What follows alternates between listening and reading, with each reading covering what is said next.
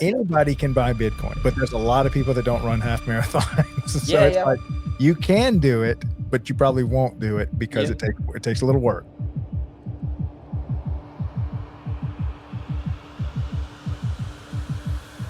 Bitcoin is going to overthrow dictators, or AI is going to overthrow dictators. He's like, no, people do this work. They use Bitcoin as a tool. I want people to understand that. So I don't think Bitcoin in and of itself fixes things. It's inherently better money. Don't get me wrong. I believe in that with my whole heart. They know what I do. They know how much knowledge I have about this stuff. They still don't even care to understand what Bitcoin is. I think there's going to be a reality where they're going to have to. I think we're not quite there yet, but they're going to have to, because I do think I abide by this sort of philosophy. Not philosophy, I just think that all systems fail.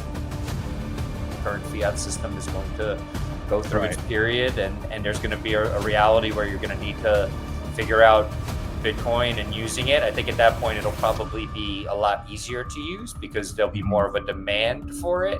But then again, what kind of Bitcoin are you using? Are you using compliant Bitcoin? That's there is a third-party intermediary that's still permitting you to make these transactions, or have you sort of done the homework, like you said, watched a few BTC sessions videos and actually learned how to use Bitcoin in a peer-to-peer manner the way it was intended to be used?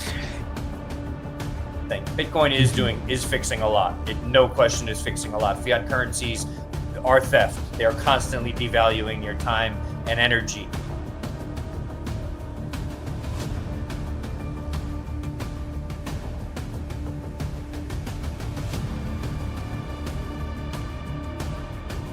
All right, we are live again. This is Craig LeBlanc, your host, the doorman with the Daily Bitcoin podcast. I have with me a special guest, Frank Corva, and he is now political consultant with the correspondent. Yeah, not a political consultant. No, difference. With Bitcoin Magazine. And who else did you had mentioned you were with? Yep, I contribute to Forbes as well. It's a bit of a different beat. I cover global Bitcoin adoption there, so particularly Africa, Latin America, Southeast Asia. And you had said this is like your first week in the political side, but previously, before that, you were with kind of maybe the bottom half of the planet, the unbanked 4 billion, which I love that content.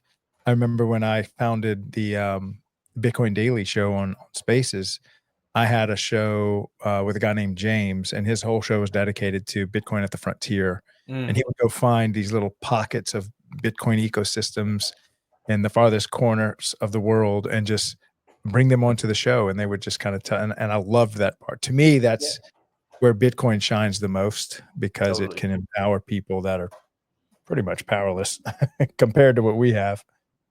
So maybe let's start there. How did you get into that? Yeah. So I think there's a lot of really fascinating stuff going on. I would actually say, and I just to rephrase, I think what you were saying, and I get the point you were making, that oftentimes these people are disenfranchised because they don't have access to similar systems and things that we do. For me, I'm in New York City, the quote unquote financial capital of the world. But I would honestly argue that, like so many of the people that I met in my travels and in living abroad, were quite powerful. They just didn't really have access to the same sort of leverage that we have. So I think Bitcoin is something that gives them that leverage. I've lived in Ghana. I lived in Venezuela under Chavez. So I watched what hyperinflation looks like in real time. I lived in Namibia, did some work with the United Nations there years ago. Have mixed feelings about what the United Nations is these days. Well, just generally speaking now. But I've lived all over the world. I've seen a lot. Have actually been more than anything inspired, especially by what I've seen. I probably have spent more time than anywhere outside the US and Latin America. Love the people there, love the people that I've met. And, I feel like actually having lived in some relatively, some communities of lower socioeconomic status in Venezuela, they call them barrios, which are like in favelas in Brazil or whatever. These are areas where people, don't have as many resources, but they're actually incredibly resilient, incredibly sort of economical. They're very good at managing money because they're not working with as much. So I look at Bitcoin as a bit of a boon, in the sense that they're often working with a lack of a financial system or access to traditional financial systems or even banks, and also just cash that's constantly losing value. So Bitcoin solves those two issues, connects them to a money that's a global open protocol and a network of also people that I think are actually interested in supporting them and aligning with them, that have aligned incentives now. And I think that story is undertold, not only in the mainstream media, but even in Bitcoin media. I don't think some of these voices are heard enough, and they have incredible things to say. Do you think that in some way gives them an advantage to be able to build their economy, their banking system from the modern age without having to convince this legacy system to let go and allow us? I mean, for them, their day one in banking seems to be just the most efficient system ever designed. And we're having to convince our financial institutions to even allow us to exist. Yeah, no, I agree. I would say if it parallels to anything, it's sort of how certain areas of the world skipped over like landline telephones and went right to mobile phones. Right. Exactly. Same sort of vibe. Yeah. I think that's definitely the case. The issues I think that we're having, at least, I'm not sure where you're from. Where are you based, if you don't mind? New Orleans, Baton Rouge, Louisiana. So let's just say in the United States, there's entrenched power, there's entrenched interests that don't mind Bitcoin sort of being considered a store of value, but are not as into it being a medium of exchange, because obviously controlling the money gives people a lot of control over the population. I think that's changing, and I'm not saying this like some, shadowy supercoder, as like Elizabeth Warren would put it. But I was with Senator Lummis last Thursday night at PubKey in New York City. Shout out to PubKey, Bitcoin there we go. Bar. Yeah. And the capital of Bitcoin. That's right. Yeah. Senator Lummis said it herself. Her and her legal counsel both said it explicitly. They said, we're working on de minimis exemptions so that if you want to come here to PubKey and buy a beer over the Lightning Network, you can do that.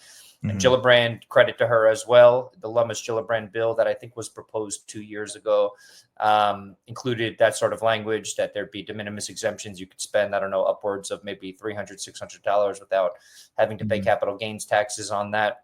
So I think it's just going to take some time. It's going to take getting a lot more proponents. And I think you probably understand this as well. Maybe a lot of the listeners. Understanding Bitcoin is it's not just a cognitive thing, it's a bodily thing. You sort of have to let it sort of seep into your nervous system has to get accustomed to it, since it's a bearer asset and you're responsible for taking care of it. And you sort of need to feel the empowerment that comes with it, which I don't think you necessarily feel if you're an outsider looking in, or if you're just buying ETFs. But if you really start to embrace the technology, dig in a little bit, I think it's inevitable that you inevitably become a proponent of it. And I think that we're seeing that even with politicians at this level. While no politician is perfect, and I'm not simping for politicians, it's just that I think they're starting to get that there's really something here. It's likely going to be a paradigm shift. And I think they're sort of seeing how they can be a part of the transition. I'll put it that way, just to be broad enough. Yeah. Do you kind of look at it as, look, this is electricity. How are you going to keep businesses from using electricity? Are you going to ban electricity from government? Are you going to hope that the worst nations, the best nations, the poor nations, the rich, electricity's, how do you stop here? It's not a matter of, to me, it's not a question of if they should use it. It's how are you going to stop them from using it? So there's a few things. I went down to DC to cover the Senate Banking Subcommittee on digital assets, the first hearing that they had. I was in DC, I think it was a week ago today. I was down there. And I was a little bit taken back and sort of saddened by some of the language coming from the former chair of the CFTC, who I believe is Tim Massad, talking a lot about how every transaction needs to be monitored, KYC, AML, all that kind of stuff. And I get it. As people who are in government, it's going to be on you if there's some sort of illicit financing of something and you didn't catch it. So it's not that I'm not sympathetic to the idea that bad things can happen with Bitcoin or digital assets. I say digital assets more broadly, not because that's my thing, but because that's what they were talking about in the context that day. But I think what you're talking about, you can't necessarily stop it, but I've been writing about Bitcoin for over 4 years. And I know that a lot of people don't really want to take control over their Bitcoin. They don't want to run a node. They don't want to even manage a hardware wallet. So what you can do is, once, maybe Bitcoin banks form or other things, you can make compliant Bitcoin and you can make non-compliant Bitcoin. And that's sort of what concerns me. And moving into the political reporting role, I just want to have realistic conversations with people, explaining, we're trying to sort of be a counter to a 1984 sort of system, right? Where everything is surveilled and no one has any privacy. And I think the argument there is like, I don't think politicians want to live in a world where they have no privacy, because in reality, if we move into that world, I think it's only a matter of time before they're sort of subject to the same sort of rules that we are. These are public blockchains. Even if we're using stable coins on these blockchains, we could see people's balances. We could see all this stuff that I think people they're not really ready to deal with. They don't really fully understand, and they don't really want to expose themselves in those ways. So I think it's about having conversations with people saying, look, yes, there are certain illicit things that may happen, but how do we balance consumer privacy with that? Because it is going to be essential for everybody. Now, doesn't though Bitcoin not care? Doesn't it just move to stronger and stronger hands? And so if these jurisdictions mistreat it, slow it down, tax it, surveil it, the Bitcoin's just going to end up eventually into a stronger hand, which may be a jurisdiction of places that don't surveil it, that let it flow freely. And those are the people that are going to acquire Bitcoin at a quicker rate and just pass the more regulated, I guess, countries. They won't acquire Bitcoin as quickly as. Agreed. Yeah. But go ahead. No, agreed. I think that's a realistic thing, but please finish your thought. I didn't mean to interrupt you. Yeah, well, it's just that Bitcoin being just a protocol, almost like algebra, it's you could maybe miscalculate algebra or abuse it or try to plug in some formulas that don't work, but then your bridge falls. Right. And so, yeah, you can have Americanized Bitcoin with all its whatever you want to add to it, but then your structure collapses when you stress load it, or it ends up more efficiently going into the hands of the countries that are kinder to it, or play nice with the math. Yeah, I think this is all surely a possibility. I think the only thing that could impede this, though, is that because the Bitcoin protocol right now is not set up for the whole globe to use it, meaning without what I believe certain opcodes being activated so that people can more readily and cheaply open Lightning channels, something like CTV. Without these being activated, most people are going to be reliant on second and third layer solutions, and we don't necessarily know what they look like yet. Non-custodial Lightning is a very, very difficult thing to use right now. Custodial Lightning is easier, but custodial Lightning is far easier to censor. I mean, the company that is farthest ahead with custodial Lightning, it's hard to even call it custodial Lightning, but something like Lightspark is fully compliant. All their UMA addresses, it's fully compliant. So we're already sort of seeing that there's going to be a compliant version of this stuff, and there's going to be a I'm not going to say non-compliant. There's just going to be a version that people should be free to use as Bitcoin was intended, as peer-to-peer cash. So I think a lot of it is going to have to do with what sort of developments happen in the space. But yes, philosophically, I agree. I was just speaking yesterday with Maya Parpo, who's running for president of Suriname, and her whole thoughts are, people should be able to use this freely. I want the people of Suriname to use it freely. She's not proposing any sort of oversight on people using Bitcoin. She's just talking about people using it as money. This is music to my ears for sure. No question. Deep down, this is how I feel. I just think there are going to be some technical hurdles when it comes to what that adoption looks like in reality. I think something like the Breeze SDK is super interesting, which allows people to use non-custodial Lightning without having to open their own channel. That's one of the apps that I now use to onboard people is the Yopaki app. It's made by two guys who own a Mexican neobank, but it's non-custodial Lightning without having to run a node. Phoenix app is also great. The node is in the phone for Phoenix. Stuff like that is great, but the average person, I still think if we're looking for mass adoption, I think the average person still struggles with this technology a little bit. It's not as easy to use as Venmo or PayPal. And I think those are our real competitors. Those are the real people we should be thinking about when it comes to sort of replacing the old system with the new system. The competition is not between Bitcoin wallets. It's between not between Phoenix and Zeus. It's between Phoenix and Zeus versus PayPal and Venmo, etc. Yeah. Now, but that although that is true, and it certainly is hard to, maybe early adopters never understand why the late adopters can't just get in line early like we do and camp out for the newest gadget. It makes sense to us. I'll camp out all night. Yeah. But truly all they have to do is watch 10 BTC session videos and connect themselves to Strike, upload money, take it off exchange, and now you're right with me. And I think you can look back at that process and say, well, that wasn't rocket science. It's more of a fear than it is maybe even a laziness or a complacency. Totally. It's probably the bigger enemy here. Yep, I'm with you. I taught for 12 years, and I say this facetiously, but there's a big grain of truth here. It's that you just mentioned the word, like, people are lazy. I've taught some rock star students, don't get me wrong. Many of my students were absolutely amazing, but a large swath of them were just sort of going through the motions, doing whatever, trying to pass their class, doing what it is. And I think that there's sort of an analogy there. I think if people have other things that work well enough, whether that's Venmo or this or that, they just sort of stick with that stuff. And I say this because so many of the people I'm closest to in my life, they know what I do. They know how much knowledge I have about this stuff. They still don't even care to understand what Bitcoin is.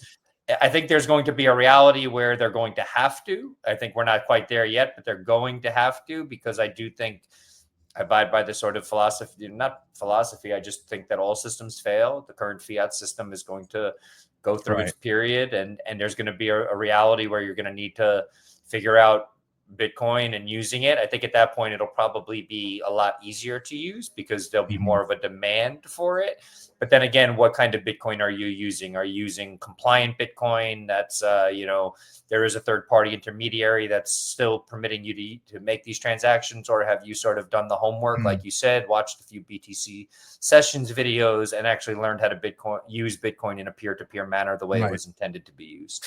I'll say this to all the new Bitcoiners that are watching this show, especially from my Parks and Rec podcast that I do in the mornings. When I trained and I ran, this is several years ago, a half marathon, there was not a shape of person, an age of person that did not pass me up. I was passed by old ladies, old men, wheelchairs, fat people. People looked like they were half diabetic, and people were eating Snickers, and they all ran the half marathon. So anybody can buy Bitcoin. But there's a lot of people that don't run half marathons. So it's like, you can do it, but you probably won't do it because it takes a little work. So let's talk about the Bitcoin out in the frontier. Maybe help people understand what are the pockets looking like? What are the different types of frontiers where you're talking about? I always get the idea of like an African village, but is that a good perception? Yeah, well, it's one of the places where it's being adopted. I've been to. I was just literally texting with someone from an African village right before this. Someone from Bitcoin Dua in Agbazume, Ghana, which is near the border of Togo and near the coast in Ghana. I actually visited their day one, the beginning of their circular economy or / education center. That was in December of 2023. After the African Bitcoin conference, took a car ride out with some of the guys from Bitcoin Akazi, which is based in South Africa. They were in Ghana for the conference, and we went out, and some of the team from Machankura, and we went out to check it out. It's super cool. I've been to Bitcoin Beach, just got back from Bitcoin Akazi in South Africa. Bitcoin Beach is in El Salvador, of course, the first Bitcoin circular economy, or the first sort of most well-known one. And then I've been to Kibera, which is in the largest informal settlement in Africa. I don't like using this word, informal settlement. Another word for it is slum. So in a very sort of poor area of Kenya, it's the largest area like that in all of Africa. I was there in December. But I want to make a really, really clear point here. I think people give a little bit too much credit to what Bitcoin itself can do, and not the people who are helping others use Bitcoin can do. So I won't say who. I just spoke with a major political figure, someone who worked with Alexei Navalny, who was the opposition to Putin in Russia. And he said, I'm so tired of seeing headlines like Bitcoin is going to overthrow dictators, or AI is going to overthrow dictators. He's like, no, people do this work. They use Bitcoin as a tool. I want people to understand that. So I don't think Bitcoin in and of itself fixes things. It's inherently better money. Don't get me wrong. I believe in that with my whole heart, but it's, as we just discussed, it's hard to use. People don't really understand it. And I'll put it this way. I just published a piece for Forbes on this area in Kenya. I think the piece is called A Bitcoin Economy Forms in Africa's Largest Informal Settlement. And to be honest, one of the challenges is people don't even believe the upside of Bitcoin, meaning when the price over 2024 went from whatever it went from, let's say 47,000 to 109,000, they were like, what? Like it wasn't that they were like, oh, it's going down. They were like, why is it going up so much? Like Right. I've never saved money in my life. What are you talking about? I have more money. I have more purchasing Right. power. So this is literally one of the biggest challenges they're dealing with because they think it's a scam. Right. So there's so much cognitively and psychologically and emotionally that goes into this. And there are some amazing people in these neighborhoods, many of whom were very type work. I'm sorry, I'm freezing a little bit on my end. I hope it's not too bad on your end. But No, they I were can hear doing you. a humanitarian type work. Cool. Before they found Bitcoin. Now that they have Bitcoin, they're like, oh, we could just use this now. Great. So everyone in our community that's unbanked, underbanked, doesn't want to pay their banking fees, doesn't want to deal with the banking system, doesn't have a national ID, can't even get a bank account. Now we have a tool to help them not only transact, but also save. So there's so much educational work that goes on. And I really want to shout out to those educators. One of my favorite people in the world is Reina Chicas, who's one of the, now she's part of the Me Premier Bitcoin. She's higher up at Me Premier Bitcoin. She's done such amazing work, but even, shout out to Kofi from Bitcoin Dua, Ronnie and Yogi and Sarah from Afribit. These people, there's a community in Uganda called Bitcoin Kampala, Brendan, Edith, people doing really, really amazing work on the ground. And they oftentimes aren't really, they're sort of overshadowed by like this, the Bitcoin is fixing this thing. Bitcoin is fixing a lot. It, no question, is fixing a lot. Fiat currencies are theft. They are constantly devaluing your time and energy. But there are people who are really putting themselves out there to make sure that people can see and understand the advantages that come with Bitcoin. And I think that that's a really, really big part of the story. I hope if there's one thing people take away from this conversation, it's that, really, really show some love to the people you see that are out there on the frontier, as you said, sort of in these places where there is a lack of financial services, a lack of connectedness to the rest of the world, just generally speaking, connectedness to the rest of the world. And Bitcoin is changing that dynamic. And I think it really is sort of enlivening people, energizing people, catalyzing people in a lot of amazing ways. It's funny. I got a couple of books here that I was showing my last. Let me grab this. Yeah. And I've got some others up on the shelf, but I was reading Lynn Alden's book, The Broken Money book. Yeah. But I said, one of the best Bitcoin books, it's called The Richest Man in Babylon. I've never read it. Is it good? Yeah. Got nothing to do with Bitcoin, but yeah, no, I know. with just being wealthy. And if Bitcoin does not help you much, if you have zero excess capital, I mean, I guess it does because it allows there to be abundance around you. But what I have learned in finance is that your insatiable appetite will always rise to meet whatever income you find. So if you find a way to earn double your income, your wants and needs can consume all of that. And then you're still not buying any Bitcoin. So there needs to be a certain amount of financial literacy. And I think that's the foundation. That's kind of the bedrock of all money. And then Bitcoin's just because you can be a poor dollar person, you can be a poor Bitcoin person, you can be poor in any monetary system. Yeah, absolutely. I think also what's interesting is that in a lot of the circular economies, so in Bitcoin Akazi in South Africa, for instance, everyone there gets paid in Bitcoin. So, that's a changer too. So it's not like they're taking whatever they have left over and just saying, oh, I'll buy some Bitcoin with this at the end of the month. They're getting paid in it. And what's interesting there. So Lutando Nabambi is a guy who helped onboard a lot of the shops in this town in Masel Bay, this township in Masel Bay, South Africa. And, in doing so, in sort of doing the work he's doing, getting paid in Bitcoin in the process, he started to feel the effects of just having more purchasing power, saving, and it caused him to stop drinking. He started spending more time with his girlfriend and son and child, and it catalyzed sort of real change. And I think it speaks to a little bit of what you're saying. He did learn something. He wasn't like, oh, I'm richer now, let me go spend some more money on alcohol and go party more. He was like, no. now I have a chance to make something better for myself and my offspring, my child, Mhm. my girlfriend. And I think that what I'm seeing in a lot of the circular economies in Africa and Latin America, I haven't been to any in Southeast Asia yet, but what I'm seeing is more of that. People feeling Mm. like the future is more hopeful and things are going to be Yeah. better for me and mine. And that, honestly, having done work as a teacher, having done work with the UN, having done on the ground work with smaller organizations, like, it brings a tear to my eye, Mhm. because oftentimes with the work that I've done, it oftentimes like feels like you're just putting a band-aid on this thing, whereas with Mhm. Bitcoin, it feels like something more sustainable is happening, that people feel more of an impetus to keep up what they're doing, because the more they do it, the better Mhm. things are getting in their life. So Yeah, I think with anything of quality, if you increase quality in your life, let's say from a health, working out standpoint, yep. things of high quality spill over. It's kind of like Yes. when you love something, you're really passionate about it, you can't help but share it. It's made to be given away. And so if you increase your workout routine, you'll find that you have more energy, you might sleep better, you might have better relationships, you might be more rested so you can think through your business decisions better.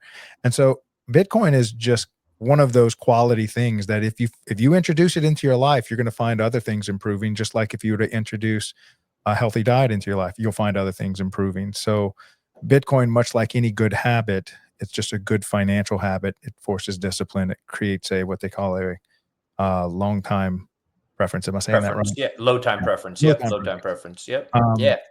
you'd rather delay an instant gratification, wait a little longer so that you can buy more down the road and not Yep. spend your money as quickly as possible because it's losing purchasing power every second you hang on to it. So, Yep. Yep. I think that's kind of a human thing that, quality of anything in your life is gonna force a quality on all of the things in your life. I like that. Yeah, I agree. I would argue that just a little caveat to that is that Sure. Bitcoin plus an understanding of Bitcoin. I know I have some friends who have sort of turned Yeah. off to it. You know what I mean? It's actually understanding it and thinking about it as more than just like another asset you own, another stock in your portfolio Mm, or something. It's the real sort of like, I'm not saying you have to like jump in and live your life on a Bitcoin standard, but it's understanding that by holding on to this thing, you're given some form of leverage in the world, which mhm, gives you more control over your time. It makes you sort of a little bit more conscious of the systems around you. Even if you don't fully mhm, agree with Bitcoin, it's very hard to disagree with the light that it shines on other systems, the more corrupt mm, systems. So I think I would just say, it's not just owning some Bitcoin, but like owning it and maybe spending, let's just say 100 hours or 50 hours yeah. learning a little bit more about it, going down your own version of the rabbit hole, whatever that looks like for you. Yeah, it's again, it's like with anything in life, if you just have one good meal and really don't understand the health benefits of eating, there's gonna be a temptation that's gonna come along and you're gonna break your diet. Yep. Um, there's always storms on every ocean. So if you buy Bitcoin and expect it to be smooth sailing, you need to look around the rest of the things in your life. What great have you done that wasn't challenged along the way? And Yep. Yep. so if you don't match your Bitcoin holdings with a Bitcoin education, you're gonna get shaken out by this radical ups and downs that we're Yep. seeing right now. It's the if this is your first year in Bitcoin, you probably got major whiplash. Totally. Oh. And I try to actually tell people. So if it is your first year, one of the things I tell people, especially if you are just earning in dollars, investing in Bitcoin, whatever, I actually say remain underexposed to it, Mm, because having a little bit of a cash buffer zone will help to make you take advantage of the dips more than mhm, feel the pain of the dips, which can be mhm, brutal, and it can be brutal for the first few years. I was in Bitcoin. I got into it in January 2018 after the mhm, 2017 bull market. So I got into it at the beginning of a bear market. I was, fascinated with it, so I continued learning about it. I didn't really make any sort of significant dollar-based profits until 2020 or so.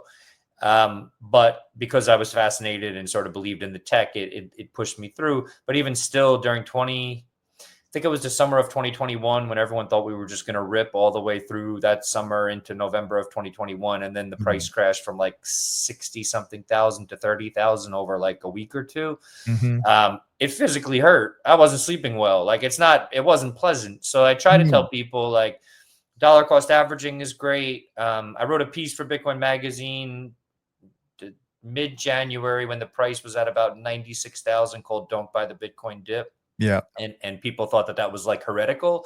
And all I said was like, you know, you're hearing from everybody that we're in the early stages of the bull market. We're not. The bull market Mhm. started in December 2022. The Mm. FTX collapse brought us down to 15,500. That's right. 96,000 is not a deal after 15,500. I'm not saying that to dissuade people, but I just was trying to say, look, like, in most of these cycles, we sort of come back to like what the previous high was. It wouldn't surprise me in the bear market if we see a 70 something thousand dollar Bitcoin. And I just Right. try to explain that to newbies, because I think when when everybody's excited, even the likes of bigger names, Adam Back, whatever, saying, you know, we're in the early stages of a bull market. I know it sounds crazy to say. I just don't think that's the case. And I might Mhm. be wrong. So in the article, I didn't tell anyone to sell anything. I also didn't tell them to stop dollar cost averaging. I just think Right. I wish somebody told me to sort of ease into it. And the more you buy, think about that as your tuition, right? Like, buy some Mhm. Bitcoin, then read another book on it, then watch another video Right. on it. So just like ease into it, because the whiplash of like buying too much when the price is high and then watching it sort of crash down, it's a brutal feeling. And the data, if you look at like Checkmatey, I can't think of his real name, Mm. Australian on-chain analyst, the data shows most people Right. come in, buy at the high, and then panic sell at the lows. So like, what Yeah. we want to avoid that. We want people to hold on to this long term. So just ease into it. It's all good. Like, Bitcoin's price, if it all works out, it's going up forever. And we're only in year 16. So it's like, Right. you know, It's still new.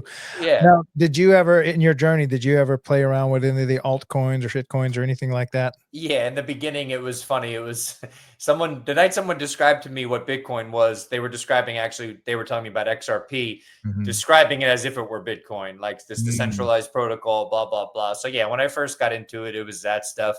And then it was like some trading and all that kind of stuff. But no, it's just now Yeah. and the other side to that, I'll be really honest. I don't use term shitcoiner. I'll Uh-huh. say shitcoin, but I don't say that to people, because I try not to be mean. Sure. I don't always succeed in that. Don't get me wrong. I'm still mean from time to time, but I I try feel not the to be. same way, actually. Yeah, I try not to be mean, because also, if I really believe in a free market, do whatever you want to do. I'm totally Mhm. fine with that. I just hope that in your journey, you sort of understand that Bitcoin is money. Bitcoin is the thing that is most or truly decentralized. You could look at charts of Bitcoin versus Ethereum. I think the Bitcoin Solana chart will end up looking the same way after some time. If you want to play around with other altcoins, if you find value in NFTs or other things like that, knock yourself out. I do not Mhm. care. Just please don't conflate it with what Bitcoin is. That's my only sort of word of Yeah. advice there. So, I mean, yeah. Yeah, I say, altcoiners make the best Bitcoiners, in my opinion. That's where I came from. We come in Okay.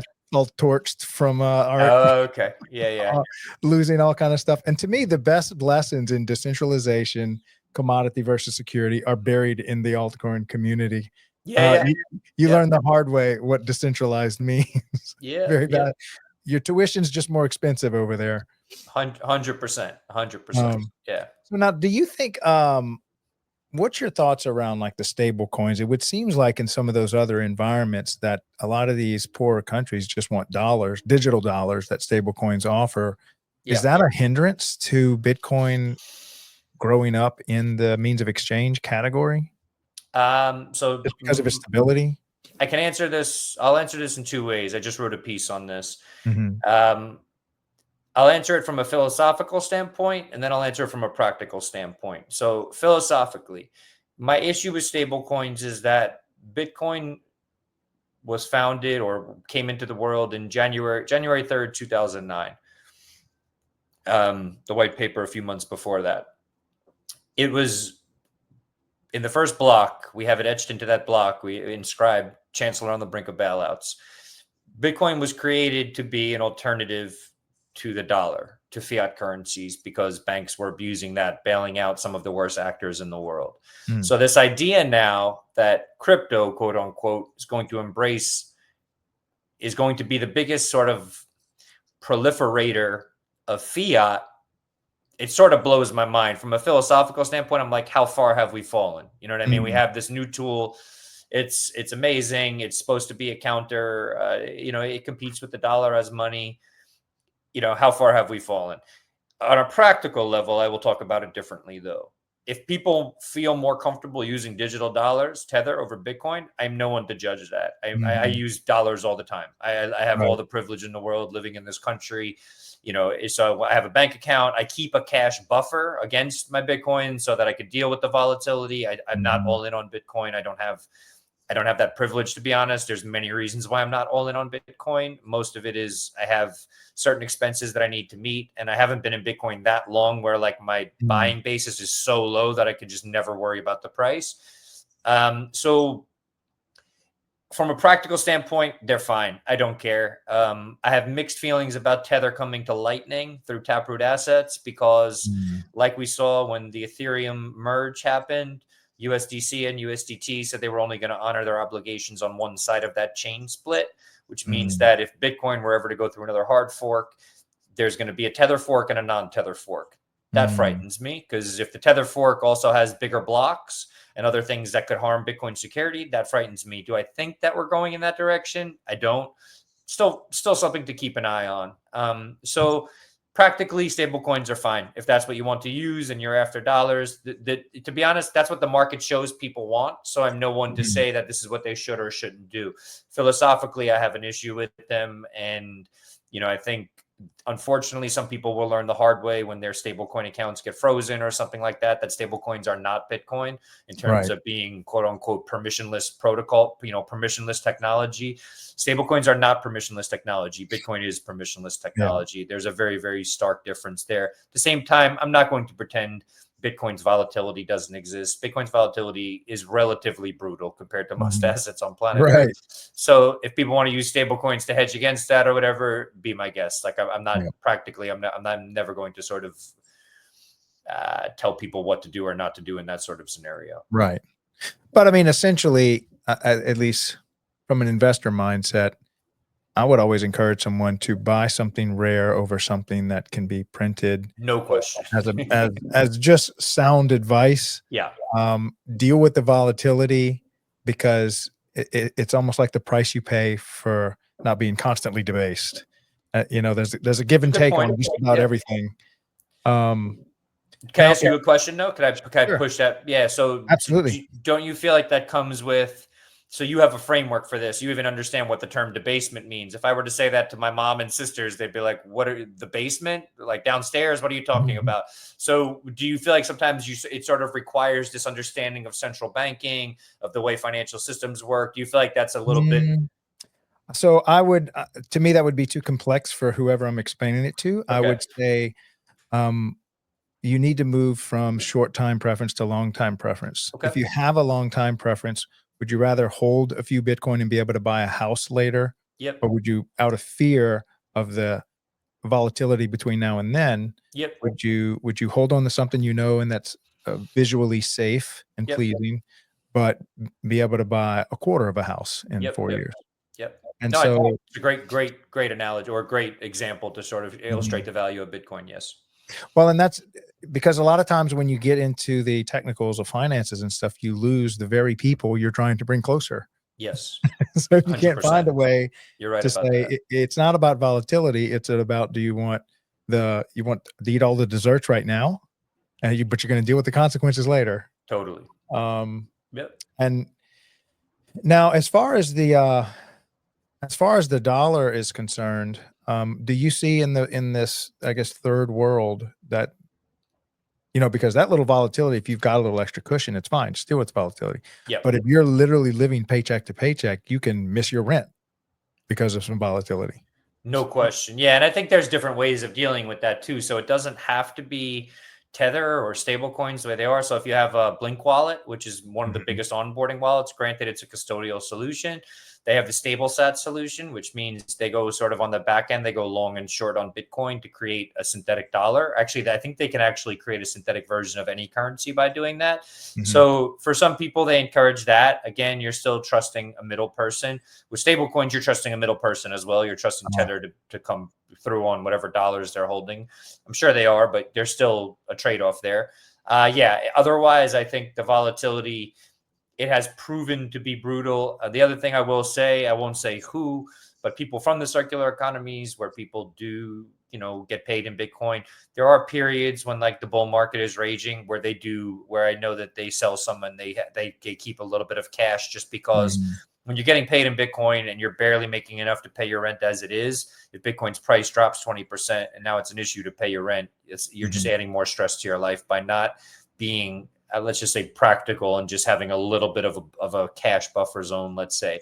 Again, Right. I don't think that needs to be more than like 10 to 20% of your stack. It's not like a crazy amount of money or anything, but it's, it's just something to consider. But I also think I give people the benefit of the doubt in that I always tell people, like, just trust your intuition with what works for you, because I think most people do understand, yeah, it's a little bit painful to deal with Bitcoin's volatility, but once you understand what it is, you're like, you know what, that's fine. Same way you brought up the analogy before of running a half marathon. I trained for Ironmans, and it's oh wow, yeah, so it's the same sort of thing of like, yeah, it sucks to be out on a cold morning running. It's really painful, but like I do it because I know what the long-term benefits of that are, and so similar with Bitcoin. Yeah, sure. Like it totally sucked that it dropped from whatever the peak was, 109 down to 79 in the last few weeks. Yeah. I mean, now I don't think about it that much because I have, what's the word? Just more conviction, but year 1 or 2, I didn't have that conviction at all. Like it was brutal. Yeah. Oh yeah. Now look, I only have this conviction on year 7. So yeah, exactly. And look, if you have the toughness, I wouldn't even say discipline, but if you have the toughness to weather some volatile storms, and let's say you keep $5,000 in your cash account to pay your regular bills. What happens when you get a flat tire or 2 flat tires or whatever, and you unexpectedly got to come up with an extra 1,000? You find a way to get the 1,000 and you do without what that 1,000 was going to go towards. And so if you treat Bitcoin volatility, let's say you put all your 5,000 of your petty cash in the Bitcoin, and you treat that volatility just like, oh, I got an unexpected flat. You deal with it. You eat less. You ramen noodle this thing. Yeah. Your 5,000 will grow at a 45% interest rate. That doesn't mean you to go blow this new money that Bitcoin gave you. You let it stay in there and work. And even your petty cash over just a decent enough time, maybe even a full cycle. Maybe it didn't even have to be a full cycle. I mean, if you're unfortunate enough to time it perfectly and you buy at the top of the market, and then it crashes. Different story. Well, welcome to the altcoin world. Right. Exactly. Yeah. Please, if you're listening, stay away from that. Or if you really feel the need to gamble, just don't do it with a lot of your money. Just be very careful. Treat it like you're going bet it on a blackjack table. That's right. It's no different. Totally. You come out because you win, but that's it. It was luck. Yep. Have you heard Jeff Booth say that if Bitcoin doesn't succeed as a means of exchange, it'll fail as a store of value? Correct. Yeah, I love Jeff, and I believe in that. Yes. So explain that to the audience, because sure. So it's there's actually a really great piece written by Roy Scheinfeld, CEO of Breeze, who I mentioned earlier, called "The False Dichotomy Between Store of Value and Medium of Exchange." Jeff is actually invested in Breeze through Ego Death Capital, his venture capital firm, and Jeff and Roy are good friends. I love Jeff Booth. Shout out to Jeff Booth. Jeff Booth is my number one person I look up to in this space. I think Jeff is amazing. I think I agree with you on that one. Just what a stellar human being. Anything he says is gold so far. I haven't. Maybe he'll come up with a terrible piece, but I haven't seen it yet. He's great. He's a great person. So let's talk about it technically first. So over time, the block subsidy reward is going to decrease down to 0 by 2140. I don't think, unless we become bionic people, I don't think many of us will be alive at that point. So we're not really too concerned about it, but even still, the block subsidy reward is going to continue to be less and less, which means miners are only going to plug in if people are using the network to transact, which means that just holding Bitcoin, not transacting with it, will actually be the thing that destroys the network. You're going to have to use Bitcoin on the base layer. I'm not saying everyone will, but people will, whether that's big institutions, whatever it is, but the base layer will need to be used as money for transactions for people to use it. Some people make the argument that something like ordinals will keep it alive. I don't know. I'm completely indifferent with ordinals. I don't get into that sort of culture war stuff. I don't own any ordinals. I don't like them personally, but I'm indifferent if people want to do what they want to do with an open source protocol. That's where I sit too. It is what it is. If Bitcoin allows it, good luck stopping it. Correct. Yeah. But I think so, but essentially Bitcoin, so that's the technical thing, is that if people don't use the base layer, there's no transaction fees. Technically, it's not going to work. The other side to that is Bitcoin benefits because of its network effects, the more people who adopt it. And in a lot of places, you know, we're thinking in terms of like the US dollar has lost a lot of value, but as a lot of people put it, still the prettiest pig in the pen in terms of fiat currencies. So we're not really thinking we have to use it, but there are plenty of people around the world who use Bitcoin, whether they're activists or they live in places where, you know, inflation is bananas. I think in Suriname, inflation is as high as 69 or 60%, some years 59%. You're just going to use Bitcoin because there's almost no downside. When Bitcoin goes down, the regular currency is going down so much too that there's just no downside. So you're going to it's going to be more common that you use Bitcoin. But yes, I think on those two fronts, Bitcoin has to be used. But I think the technical dimension is the biggest one. It's basically use it or lose it. We either get to a point where Bitcoin is used as money, we're opening Lightning channels with it, etc., or it essentially just becomes something that miners have no incentive to plug in and mine anymore because the block subsidy becomes so small. But I mean, in truth, how do you stop people? How do you stop Bitcoin from moving? Because you would have to stop people from wanting things. And I know, no question. And I know we're supposed to have a long time preference, but not so long that you just buy. Hopefully you get enough stack. You want to buy a farm. You want to buy the beach house. You're like old enough that you're like, okay, why am I keeping all this? I want to live. Totally. I want to travel. Yeah. And Bitcoiners are going to sell the only thing they have left because supposedly they've sold everything. They got nothing else to spend. No chairs left. Yeah, exactly. Yeah. What are they going to spend to go to their beach house? You know, I think we get there inevitably, and it just becomes something that we start using before we even. It's not even going to be philosophical when we start using it. We're just going to use it more. I use it more when I'm outside of the United States. While I was in Kenya in December, I used it frequently without even thinking about it. I use it all the time. Yeah, I sell Bitcoin almost every week. There you go. Yeah, I'm founding a couple of businesses. I've been living off my stack. I'm hoping to reverse the flow soon. Yeah, but great.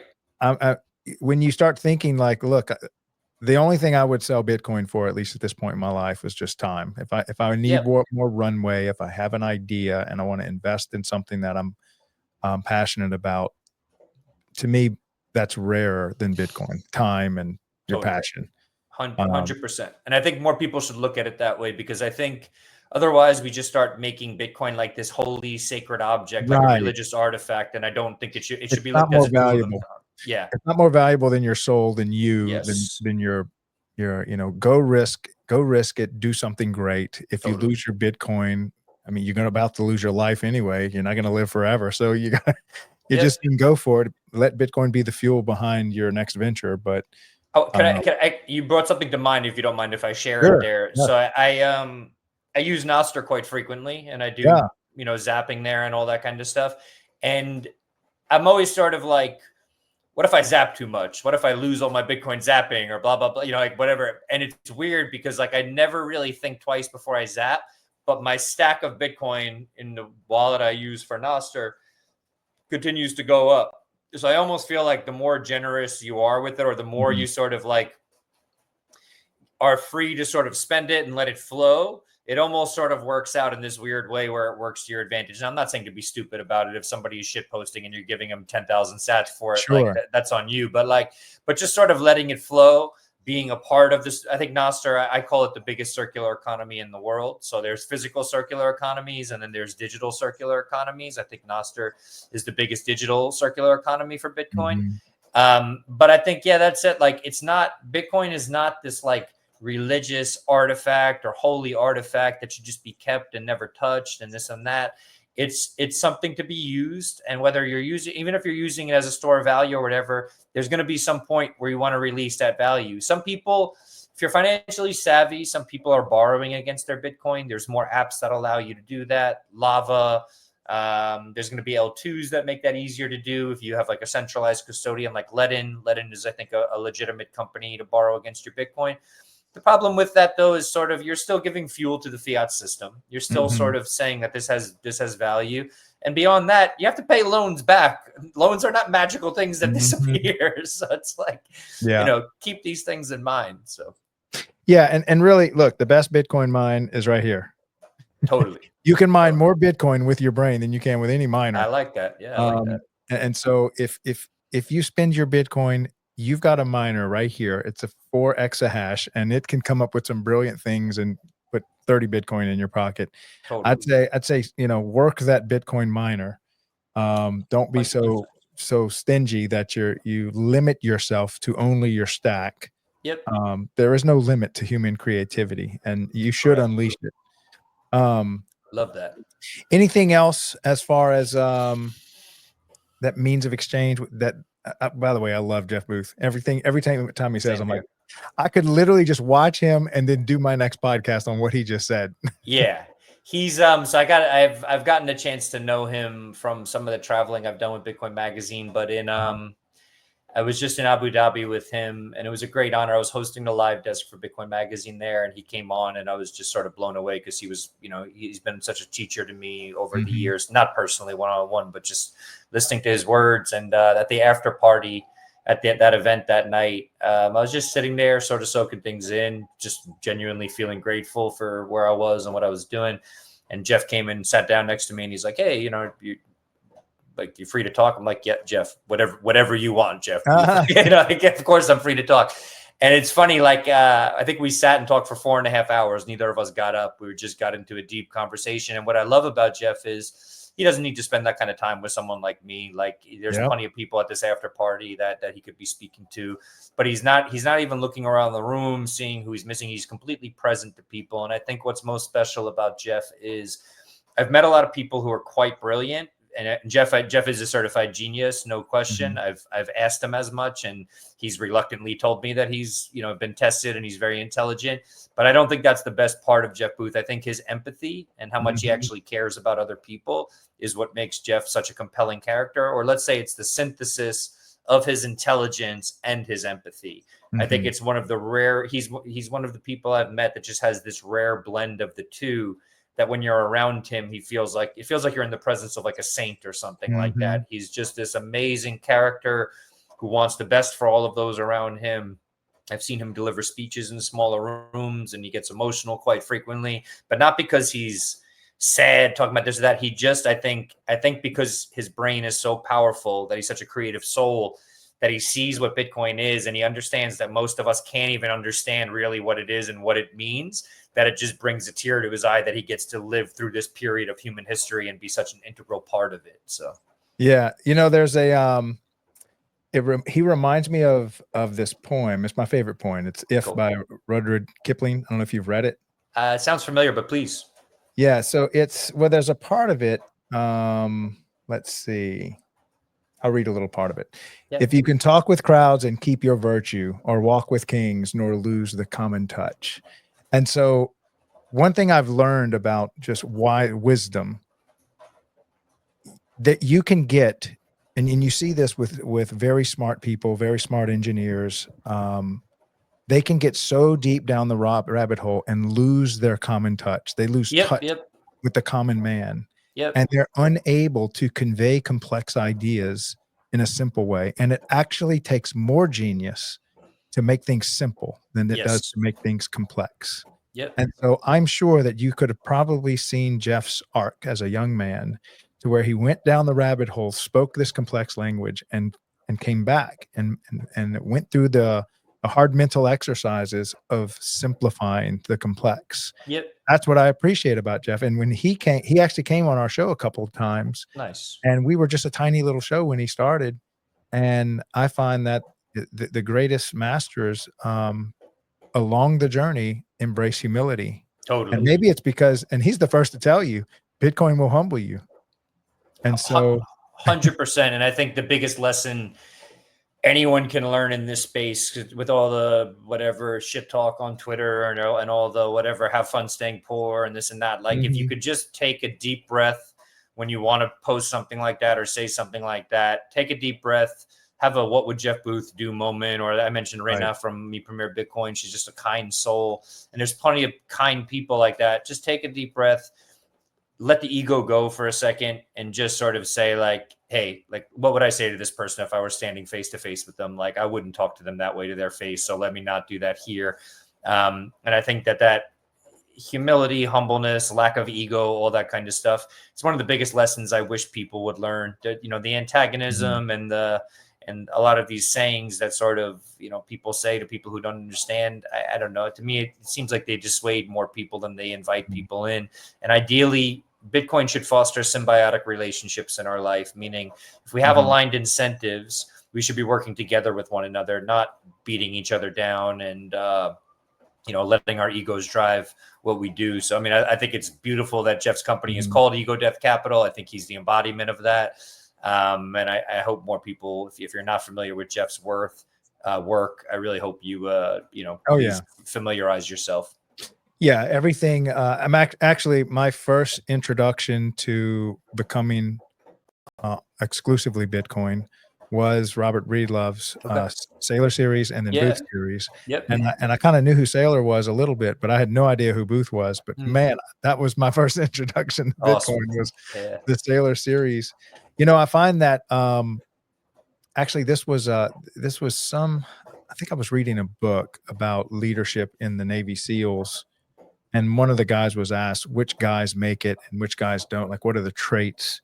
And he said one of the dead giveaways that somebody has a chance of making it through these elite fighting forces is the ones that are team players end up just make it. And the ones that try to just win and it's all about them, they wash out. And for whatever reason, you know, a lot of times winning is a team sport. And I think Bitcoin has a team nature. It's kind of like it's good for one of us is good for all of us kind of thing. Not if I win, you lose. When a Bitcoiner wins, we all win. Like all Bitcoiners win. If any Bitcoiner has a victory, the victory is spread among all Bitcoiners. Could I jump in there if you don't mind? Yeah, go ahead. So two things. One of my favorite quotes from Jeff, which I think he just started saying maybe later last year, was Bitcoin is 8 billion people in service to 8 billion people. And I think that's such a beautiful thing. And to give a practical example of what that means, there's a guy named Kokotatsu Nagako, KG for short. He's a South African developer who worked on a product called Machankura. So Machankura allows you to send a Bitcoin over South Africa's SMS system. So if you could text people Bitcoin, he's a genius developer. So really bright. But he said, what's amazing about Bitcoin is like, I can look at what someone else has done, their GitHub, their open source software, pull from elements of that to develop something that I'm creating for people who don't even have enough money to buy a smartphone. And we'll never have met. And that person who's creating that open source code, let's say it's you in New Orleans or me in New York, will have an effect on this developer in South Africa who's working with a population that does not have the resources that we have. And it's having a positive effect on those people. So I think that's what 8 billion people in service to 8 billion people looks like. And on top of that, just generally speaking, us being the sort of social network or social layer of Bitcoin, everybody defending it, we're defending it for all of us. We're not just defending it for ourselves. We're defending it because we want the network to succeed. Yeah. The network succeeds, everybody on it benefits from that. So I think it's really important because when people talk about it just being a scam or just another financial asset, it's not. It's a network. First and foremost, it's software. It's software that needs to be defended, maintained, improved, all this kind of stuff. And only then will it succeed as money if we're all on board with that. And we all have a role to play in making sure that that works. Yeah, and I see that in the Bitcoin culture. Like when I heard that China banned the miners, I was like sad for the Chinese people. Totally. And I was excited about El Salvador, and then I was sad a little when Argentina. And it's like when I hear about a state that's embracing it or a population that's founded and using it, it's like I'm excited. I'm excited for the wins. I'm a little depressed for the losses. It's like you can tell I'm wanting the whole team. It's almost like Bitcoin's a digital nation state. Totally. That's exactly what it is. It's a digital nation. Yeah, exactly. Yeah. All right. So tell me about what you're doing with Forbes then. I guess this would be switching a little maybe to TradFi. No. For Forbes, for Forbes, because I'm just a part-time contributor, Forbes has something they call them swim lanes, where you have a very particular beat, and that's it. You don't write outside of that beat. I've tried writing about TradFi, like when I had to make some money in the bear market. I can't do it. I fall asleep at my desk. It bores me to death. It does nothing for me. But for Forbes, on my beat is simply Bitcoin adoption around the world, which is large, but it tends to be a focus on Africa, Latin America. That being said, I still write about stuff that happens in the States from time to time. I don't do a lot of that. Obviously, my full-time job with Bitcoin Magazine, I don't do anything for Forbes that I feel like would jeopardize or sort of cannibalize what I'm doing for Bitcoin Magazine. Like, I'm not going to write an article that I should be writing for Bitcoin Magazine for Forbes. So with Forbes, I have an arrangement with them where, I cover a topic that's not often covered. Again, adoption in some of these parts of the world that are not, as paid attention to. For Forbes, I don't think I ever write about Bitcoin's price. Not even that I do that for Bitcoin Magazine either. But it's more just like the human stories. And the reason that I do that for Forbes is because when you write for Bitcoin Magazine, it's a little bit, not completely, but it's a little bit of preaching to the choir. It's, there's people that'll come across Bitcoin Magazine because they're already interested. Maybe they're curious, but, it's not like, what is this Bitcoin thing? It's more like, okay, I'm in and, what's going on. With Forbes, it's the brand identity. So like, I remember when I first posted a piece in Forbes, I think I did a piece on Bitcoin as a tool for human rights activists. And I posted it just as a test on my Instagram stories, which I never use for like my journalism work. It's a private account. I just did it to see like what my normie friends and family, I say that lovingly, I don't say that condescendingly, what they would do. And they were like, and I had been writing about Bitcoin for years at this point. And they were like, oh, that's real what you do, just because the name Forbes was attached to it. So what I do with Forbes is I try to inject stories into that world, whether it's circular economies forming in Peru or this place in Kenya that I just visited. And I think I'm going to try to do a piece this weekend on different sorts of Lightning wallets that are being created for specific jurisdictions that solve problems in certain jurisdictions. And I do that because it's just people look at it differently. They see Forbes attached to that, and it's like, oh, this Bitcoin thing is real then. It's not just Frank isn't just a crazy person. Like I do it strictly for that reason. But no, I don't touch TradFi with that stuff. I really can't tell you. I'm not even like anti-TradFi or anything. It just bores me to death. It does nothing for me. I don't like permission systems.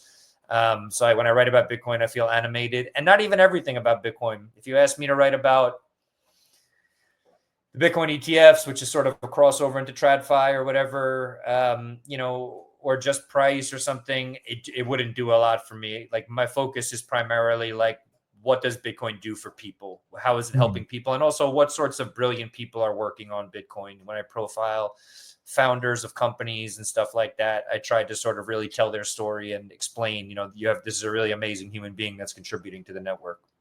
Can you maybe speak on that a little? Because I've said that, the true base layer outside of the kilowatt, but the true base layer outside of energy is really the people of Bitcoin, the minds that you would have to defeat to destroy Bit. You would have to outsmart all these crazy nutcases, and they'll work tirelessly for free. Just look at the content creator side of Bitcoin. How many thousands of content creators are pumping out podcasts and YouTube videos from their mom's basement and not holding back for nothing, just literally because they're passionate about the network, they're strengthening the network. Maybe speak about who this community is if you were trying to defeat this community. Yeah, well, I'll give you an example, to be honest. So there's a guy named Scott. He doesn't go by his full name, but he's the guy who created BitAxe. So BitAxe, I had him on the show. Great guy. Scott's story. I did a piece on Scott for Bitcoin Magazine, a founder's piece. And I think the most interesting part of the BitAxe story, which is an unbelievably interesting story in and of itself, like, the man takes apart these ASICs machines that he buys, takes the chips out, rebuilds them, re-architects these little devices that people can run in their home. Amazing by itself. But the real part to this story that I think is a bit of a microcosm of the broader Bitcoin story is that he started a group on Discord called, I think it's called the Open Source Miners United Group, OSMU. I'm 99% sure that's it. When I spoke with him, I think there were 5,000 members. I think that's now up to 6,500 members. What he's done is simply said, I'm just going to share what I know. And then more people said, well, I'm going to share what I know. And this is just nerds across the United States sharing their blueprints for like these wild machines they're building in their garage or their basement or their office or whatever. That's the Bitcoin story. What you have to defeat is not what you just said is correct, but it's even more than that. it's not just, you don't have to defeat each one of these people. You have to defeat the sum intelligence of these people. That's right. That you're not defeating it. That's not getting you'll have to find some other sort of way to, do that, because with this many eyes looking at open source code, this many brilliant people watching over it, talking about potential implications of changing it, whatever, you're dealing with an animal that the human race has never seen before. You are tapping into the brilliance of people globally, or at least anyone with an internet connection, to contribute to something, and to look at it differently, to look at it from varied perspectives. So this is a place where, the left talks about diversity and its benefits. This is like the number one arena in which diversity is a benefit, Bitcoin. Right. It's the number one arena in the world, because you're getting all these people to look at things differently, to look at the pros and cons of things, to adjust things, to contribute to things. To defeat that, you would have to defeat not only human cognition, the sum total of like brilliant human cognition, but the human spirit on top of that.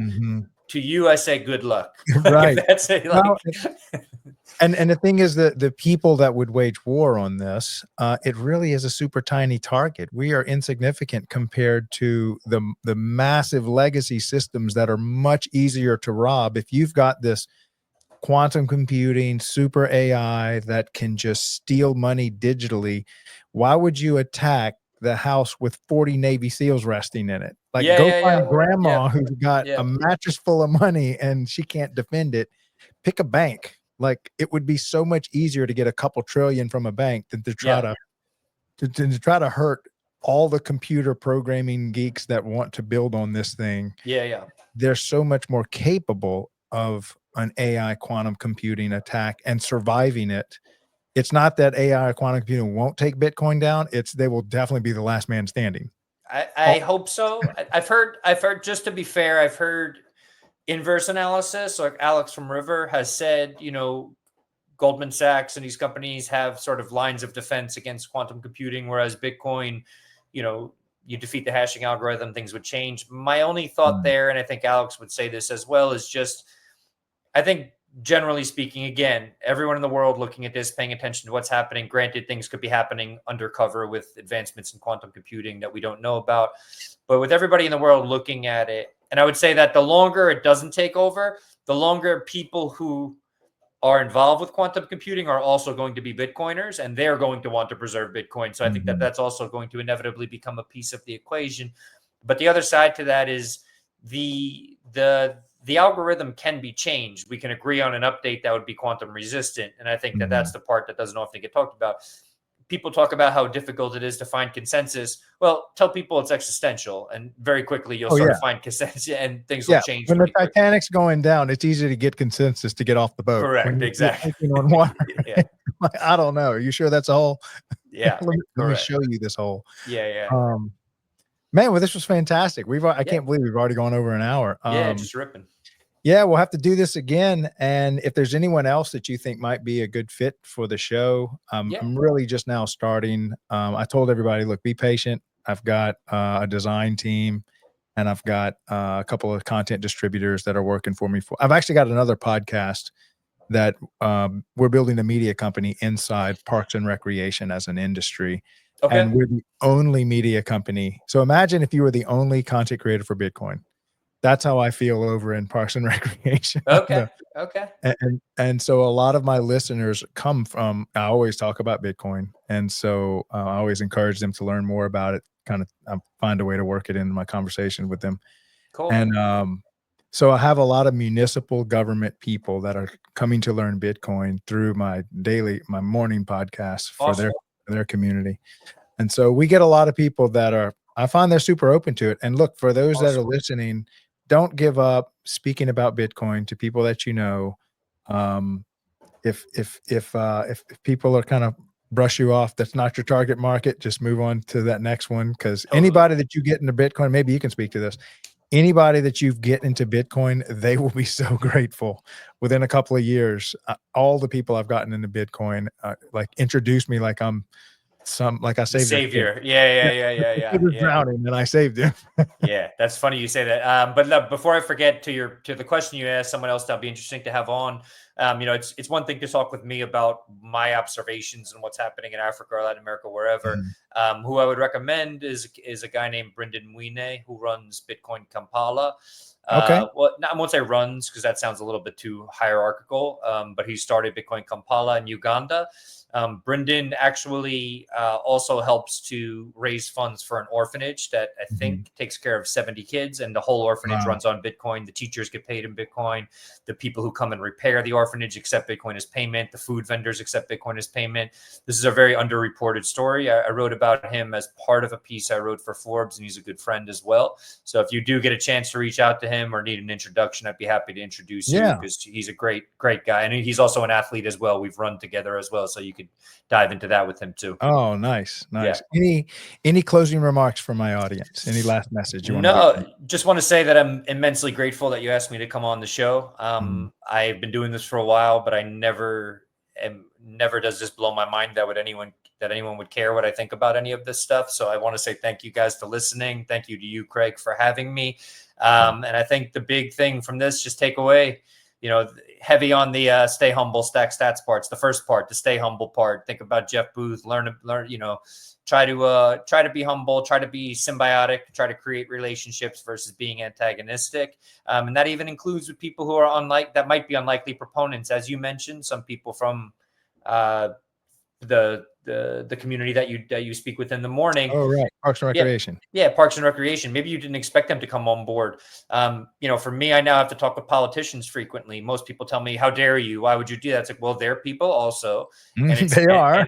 And it's not a monolith. Like, the government is not a monolith. There's many people with varying perspectives. Yes, I don't know what their incentives are, but if we don't talk with these people, then we're sort of giving up on civil society. So let's not give up on civil society. Let's talk with people. Let's not underestimate people. Let's try to explain things to them in a way that works, as you mentioned earlier, and just be kind to one another. So that's where I'll leave it. Yeah, you just to speak to that a little bit, you really have to trust that Bitcoin, much like it cured you, can cure others. That's fair. If you had some fiat disease, it can cure someone else's. So totally, give them the medicine. Let it work. Love it.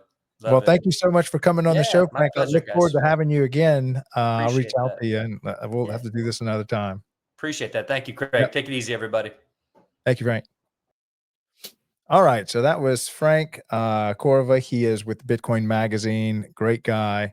There's so many great Bitcoiners out there, and I'm so glad that he's taken the time to write good articles for Forbes, heavily getting into politics, writing on that. I think we need more content creators. We need more the Bitcoin voices. I've always encouraged my Bitcoin voices to get out the basement. Let's get out into the world. Let's go to the ball. Let's get out in the streets. Let's go to our parks. Let's go to our family dinners. Let's go to bring it into politics. I think Bitcoin is for everyone. It's not just for the people that currently have it. I think my hope is that Bitcoin spreads across the world, across all cultures, across all economies. And it's going to take guys like Frank to just continue to, say the message of Bitcoin and meet people where they're at. And I think that's probably the key there, is just meet people where they are and try to listen first and understand, and then tell them what you think they need to hear to meet them where they're at. I think the first part of converting people really to anything is to listen. Listen first. And I think from there, you'll be able to craft an answer. It's kind of like if you have a long conversation with somebody, and then they say, or they're talking, and they're like, well, tell me a little bit about you. And so what do you tell them? Typically, you tell them what y'all have in common. You'll find that y'all both played sports, or y'all both came from the same hometown, or you both have two brothers, or something. You find something y'all have in common. Well, just remember, with every non-Bitcoiner, there's something you have in common. Start there. Start on common ground, and then you can build on top of that foundation. All right, guys. Well, thank y'all so much. We will be here Sunday through Thursday, every night, 9 p.m. Eastern, is my commitment to y'all. And of course, we're going to have a nice little celebration on the 100th episode. I don't think we're going to do a 24-hour marathon like I did on the last Bitcoin podcast I built, but we'll do something in celebration. So, Frank, thank you so much for coming on, and look forward to seeing y'all again tomorrow. Y'all have a great night. Love you guys. Bye. Welcome to the Daily Bitcoin Podcast, where knowledge meets financial freedom. We're here to break down the world of Bitcoin. No fluff, no hype, just real talk about how this digital asset is reshaping the future of money.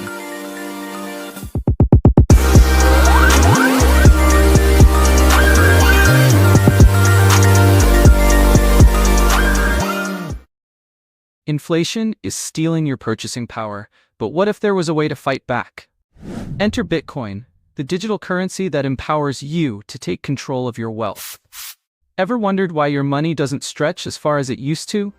At the Daily Bitcoin Podcast, we educate, inform, and inspire. From expert interviews to breaking news, we bring you everything you need to stay ahead in the Bitcoin community. Market updates, expert insights, real-world use cases, and practical tips to navigate the Bitcoin economy. So whether you're a seasoned Bitcoin investor or just getting started, this is your daily dose of Bitcoin wisdom. Don't miss out. Subscribe now, hit that bell icon, and let's break free from the chains of inflation, one Bitcoin at a time. The Daily Bitcoin Podcast, your gateway to financial freedom.